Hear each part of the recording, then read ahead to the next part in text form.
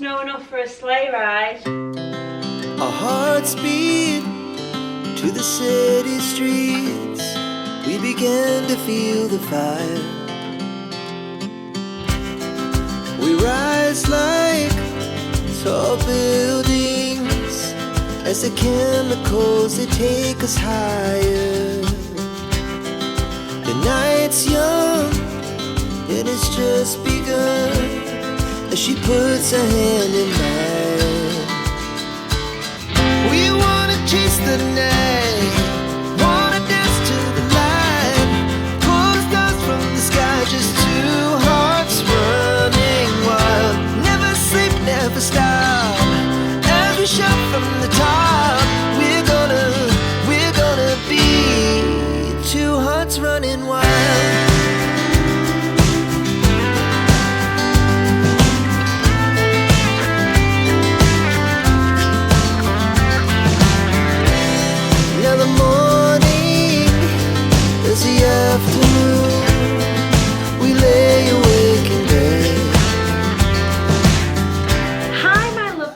Welcome back to the channel and welcome to 2026. Can you believe this is the first vlog of the new year? That is just absolutely crazy. I can't believe how fast 2025 went. I feel like as you get older, the years just go by quicker and quicker and quicker. So we just need to grab them with both hands and enjoy whilst we can. We have just been spending the day clearing up the decorations, getting the decorations down.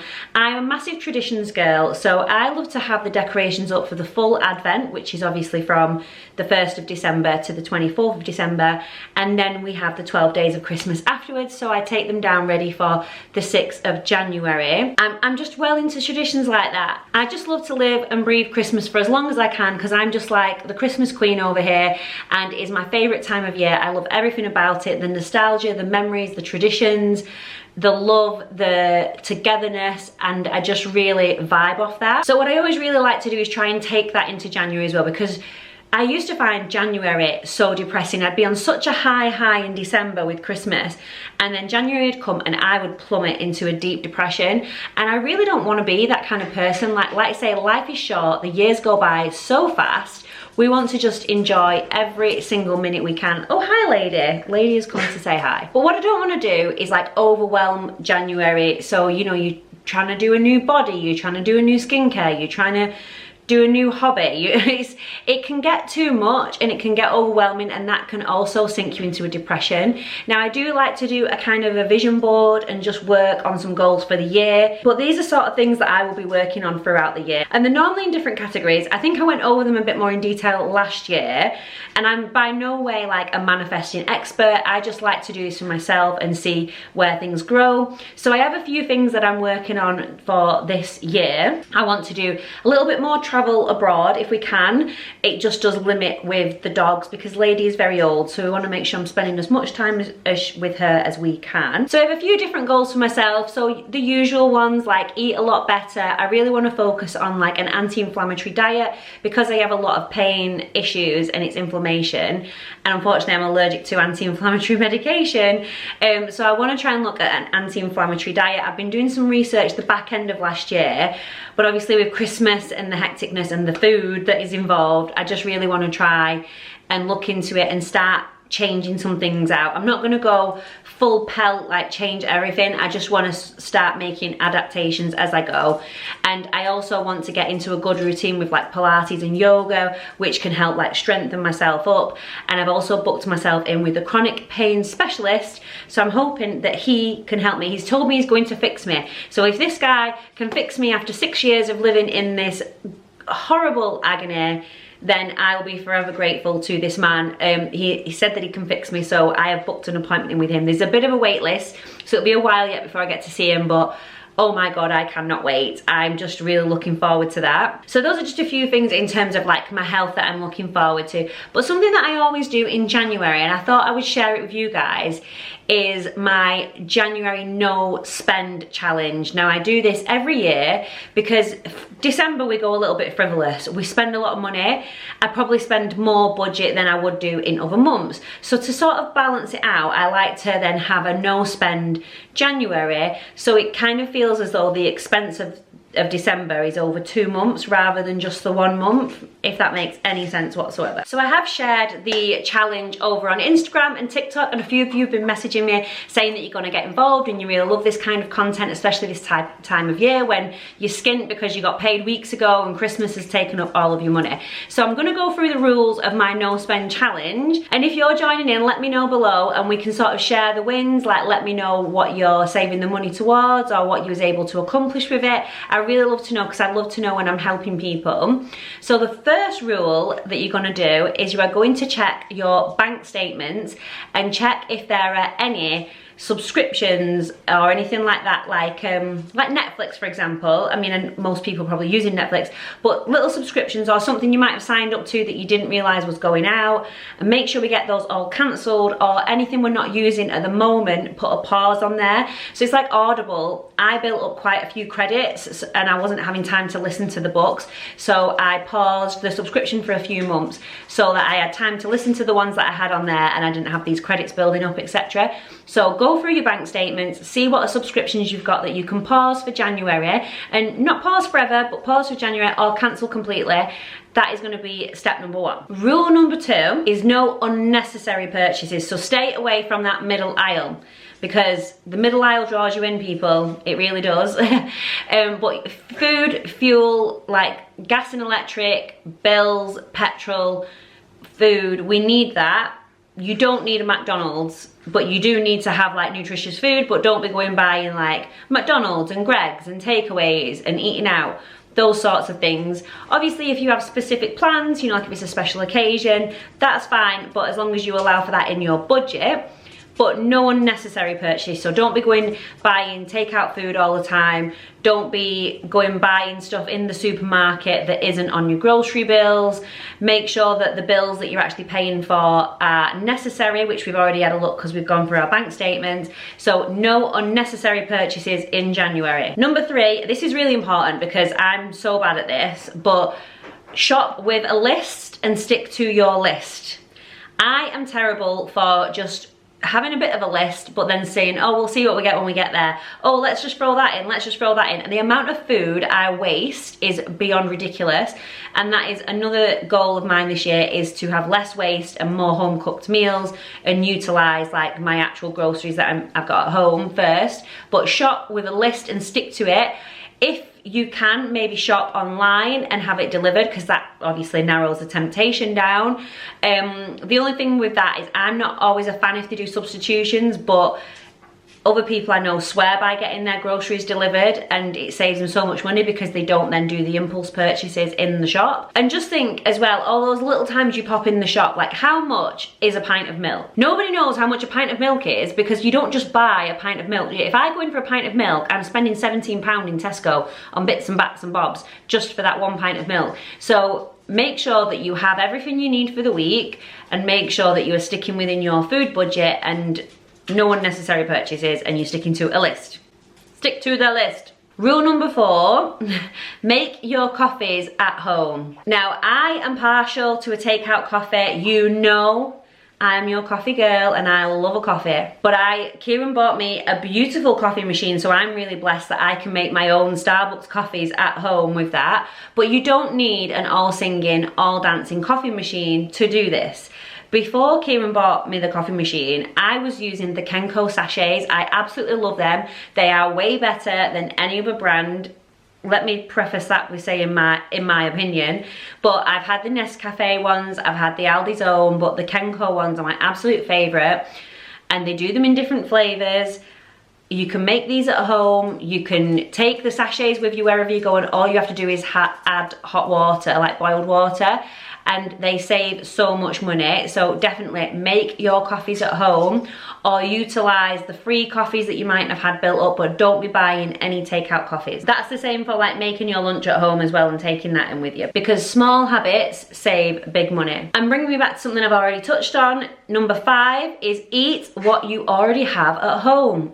Check your freezers, check your pantries. What have you got in that you can ready, steady cook style and make something out of it, instead of going buying more and more and more food and then it gets wasted? So check what you've got in your freezers, put it in ChatGPT and say like, what can I make with X, Y, and Z and do your own little cooking show, you can make this into a fun night. You can make some random recipes like with your other half or with your kids.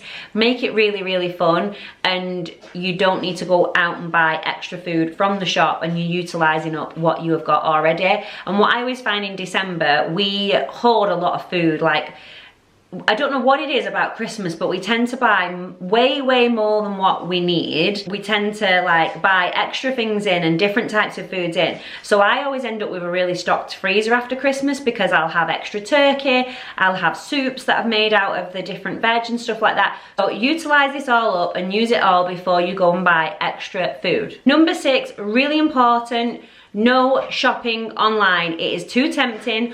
Unsubscribe from them promo emails. Don't be opening the H&M members only offer 60% off or 15% off for 24 hours, 48 hours. You will end up buying stuff that you don't want, don't need. Unsubscribe, delete the email, don't open the website, don't be tempted. Then, why is my dog not permitting me to film today? Lady, why are you being so awkward? What you can do, if you really like the item, is add it to your favourites on the website, and then when it comes to the end of the month, if you still really love the item, you can then purchase it. But obviously wait until the end of January to see whether you still like it. But no shopping online is allowed. To tell myself that every day. When Amazon tell me things like, we found something for you, and I'm like, you don't need to, I find stuff myself. And again, this next rule ties right in with that. Wait 48 hours before buying anything. So this can carry on after January, but the impulse purchases are strong. If you wait 48 hours, that immediate impulse that you had to buy it and that dopamine that you felt around buying the item will have faded. So after 48 hours, if it's something you still feel that you need, then purchase it. Or if it's something that you feel is necessary, it's not like an unnecessary item, but you're thinking, actually, no, I do really need that. You've waited 48 hours, you've given yourself that breathing space. It's just a really good tactic to have. I like to add things to my basket and then just wait. And sometimes as well, they'll send you a sneaky discount code out if you've left things in your basket. So I always do that with purchases and make sure that I'm not just adding, because it is so easy to just add to the basket, click, done, send, and it's so easy. So just wait, give yourself 48 hours breathing space. I have created like a no spend tracker, so I'm going to be writing down like what I've saved with the money, what I achieved, what I avoided spending, because it really makes you open your eyes. So what I like to do is every time I see an item that I want to buy, so say for example the item's £50 and I have the money there to buy it, but I'm like, no, I'm not going to spend it. What I do is I'll take that £50 from my current account and put it in my slush account as if I have spent it.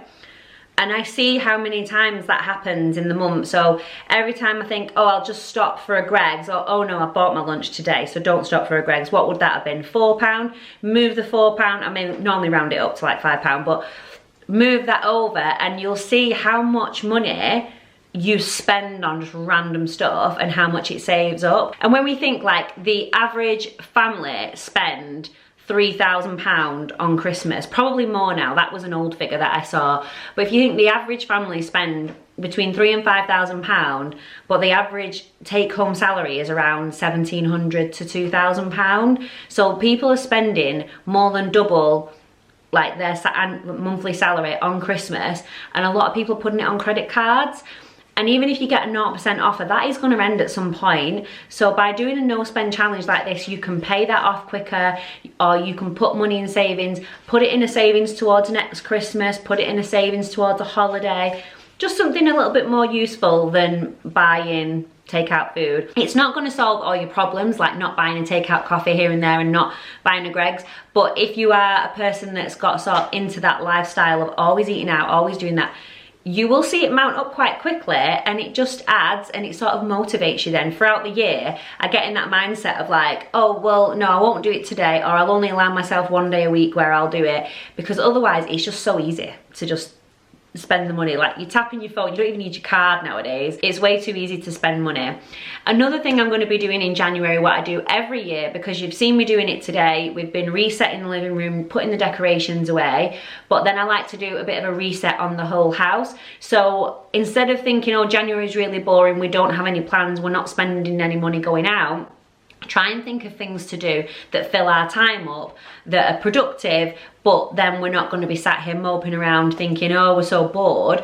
So I try and do a reset on the house, and we try and get through different rooms and make sure that they're all tidy and decluttered, etc. So that is another thing to be doing in January. And if you're looking for some activities that are fun, cheap and free, there's so many ideas online that you can come up with at home. But we love to do movie afternoons. Like, we'll pick a couple of movies that we like to watch throughout January, and like on a Sunday afternoon we'll snuggle on the sofa, or we'll make some home cooked bread. I've been really getting into making my home cooked bread, so we'll be doing that. I'm going to be really trying to hone in on making different recipes, so we're going to do that. I already have all of the ingredients in, so I don't need to go out and buy them. I'm going to try and make like a homemade pizza instead of buying pizza. So things like that to do, just different activities. The kids have got a few presents that they've had that are like buildable stuff. So Penelope has like this head wig that needs to be finished off building. It's like a Puzz 3D type thing. So we're going to spend some time doing that, learning to crochet, because we've got some crochet sets. Just have a look around the house to see what you've got. What did your kids get for Christmas? Is there any activities you could be doing together? We love doing puzzles. Even if you do like quizzing, if you love doing quizzing, I know I'm such a geek, I love doing like pub quizzing, but you can find them on YouTube, even on TikTok. Like, me and Kieran love to sit and do the, can you name these top 10 hits from the 90s, year 1994? And it passes the time, and it's free, it's fun. So if I think of some other ideas, I will let you know what I'll be doing, but I'll be spending the majority of the time this week getting everyone back in the swing of things, getting back to our usual activities. Our weeks are pretty jam-packed anyway, because the kids are dancing, martial arts, football. I'm here, there and everywhere in the week, so that'll be pretty busy. It'll just be at the weekends, so we'll be finding time to have a bit of a declutter. We did buy some paint last year to redecorate the hallway, so that'll need to get done. So I'm gonna maybe see if we can do that in January as well, so we don't have to go out and buy the paint. I'm gonna get to making some new recipes. So yeah, I'm hoping that we don't have a big spend in January, we can save some money. Because I have some plans. It's Kim's 40th birthday this year, so I have plans for that, which is gonna be a little bit costly. So I'm hoping the money I save in January can pay for that in March. I'm quite hopeful on that one, because it is quite pricey. I don't know whether I'll be able to save as much as I need, but if I could do it by just saving money on like the frivolous spending that I do and pay for something more luxurious, I'd be really happy with that. But I want to do something special for him because it's his 40th this year. I can't believe it. It's just crazy to think that we're heading into our 40s. I'm not, I've got a few years yet, but Kieran is. But let me know what you are doing this year. Do you have big plans? Do you do like new year, new me? Or do you just try and build on certain things like I do? Or do you have like an annual thing as well? Like I do with the resets, I do like the no spend January and the reset in like the decluttering in January. Do you have annual things that you do like that? Let me know below. If you've got any really good recipes that you think I could try, or any activities to share with us, like let us know what activities you love to get up to that are fun, cheap and free, and we can share with each other good ideas, because this country has become way too expensive to do anything at the moment. I just feel like the price of a family day out for 4 is just astronomical for people, and a lot of people that I see day to day are just trying to get by and pay the bills and are really, really struggling. So if I can help people find fun, cheaper ways to do things, help people save money and help people feel motivated to save that money and figure out how to have fun while not spending money, then that's all I want to do. Because, you know, life can get hard, but we want to have fun as well. We're only here once, let's make it matter and let's just enjoy our time here. We don't have to spend loads of money to do that, so that's why I'm going to share my ideas. Make sure you leave a comment with your 2026 goals and aspirations. I really love to hear it. I like hearing other people's ideas. I take massive inspiration from it. And also share with us your activities, especially if they are fun, cheap and free, because that is what we want to hear over here. So thank you all for watching this video. I'm going to head out now to go and pick Penelope up, but make sure you are subscribed subscribed for more videos. And if you could give the video a like, I would really appreciate it because it helps the channel out so much. And I will see you in the next video. Bye.